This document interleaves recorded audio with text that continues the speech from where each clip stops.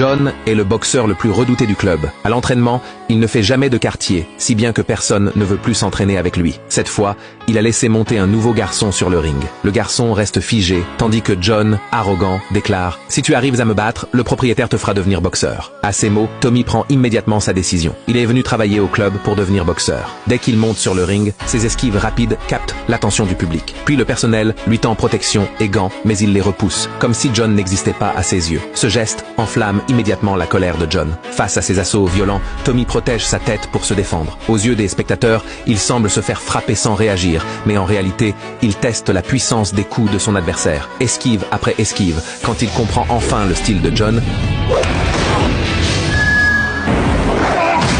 un craquement d'os résonne et le silence s'installe dans la salle. Personne n'aurait cru que ce jeune homme était si fort. John, furieux et souffrant, est forcé de s'agenouiller en hurlant. Le propriétaire arrive et non seulement refuse de faire de Tommy un boxeur, mais le met immédiatement dehors. Tommy, lui, s'en moque, car il vient juste de sortir de prison et c'est là qu'il a perfectionné ses compétences en boxe. Lors du combat de ce soir, les riches parient massivement. Tous les regards sont tournés vers John. Mais à l'approche du début, John n'apparaît pas à cause d'une fracture de la main. Cela met le propriétaire du casino dans l'embarras, qui n'a d'autre choix que de monter lui-même sur le ring. L'adversaire, voyant le patron, est perplexe. Il suffit de tenir 30 secondes pour gagner. Pourtant, les riches continuent de miser sur le patron. Avant le combat, le patron lui murmure discrètement « Si tu me touches d'un seul coup, toutes tes dettes seront effacées ». À ces mots, l'homme affiche un regard féroce.